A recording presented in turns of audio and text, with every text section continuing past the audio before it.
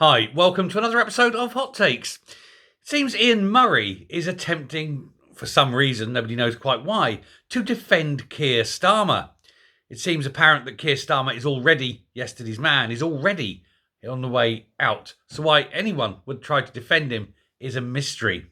However, he is, and he's a sort of waylaying and changing things that have happened. Very Stalin-esque in a way, which is, I suppose, quite ironic.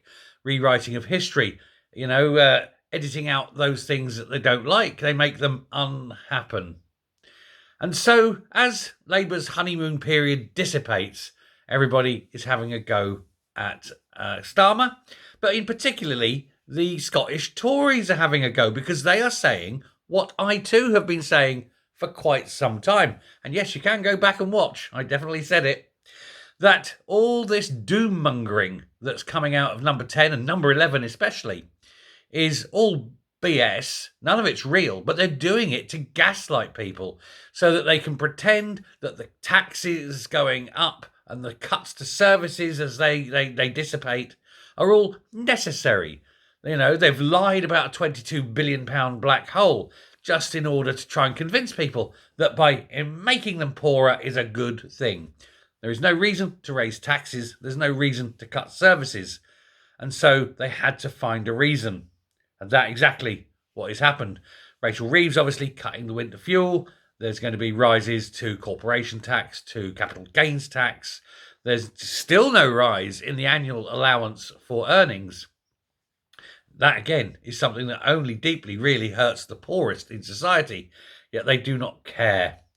Starmer, of course, has been missing in action. He's not answering it. So he's had to send out his lieutenants. And the latest one, of course, is Ian Murray, the Scottish Secretary, who's trying to tell people in Scotland that, hey, it's not all bad, because we're here to save you from the SNP.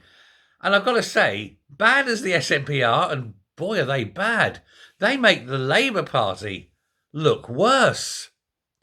How can you be in a position after years of destruction by the SNP that they're preferable? I know, it buggers me as well. But Craig Hoy, the Scottish Tory chairman, has said that this is a sort of a desperate ploy by Labour. They're desperate to try and make people believe that things are way, way worse than they actually are. And indeed, this is the case. We know, like I say, the 22 billion is bullshit. Up until Labour took over, the interest rates were coming down, growth was up, there was a definite positivity about. And subsequently, that positivity has gone, as indeed have 10,000 millionaires a week. This country is rapidly running out of money. Banks are even saying that the money supply is falling. That many people have gone and taken the cash with them. When you've got that little cash in the country, things are going to get really hard. And the only way they can deal with it is to tell the Bank of England to basically print more money. The Bank of England of late has been trying to recoup back the quantitative easing that it did through COVID. It's trying to reverse it. And indeed, because of that reversal, it found, amazingly, an extra £10 billion for the government. 10 billion the government didn't know they had. That would more than wipe out the need for the winter fuel payment cut. And yet Rachel Reeves is not doing that. They really are a party of sick, inhuman ciphers because they're not real people anymore. Those days are gone. They're not people.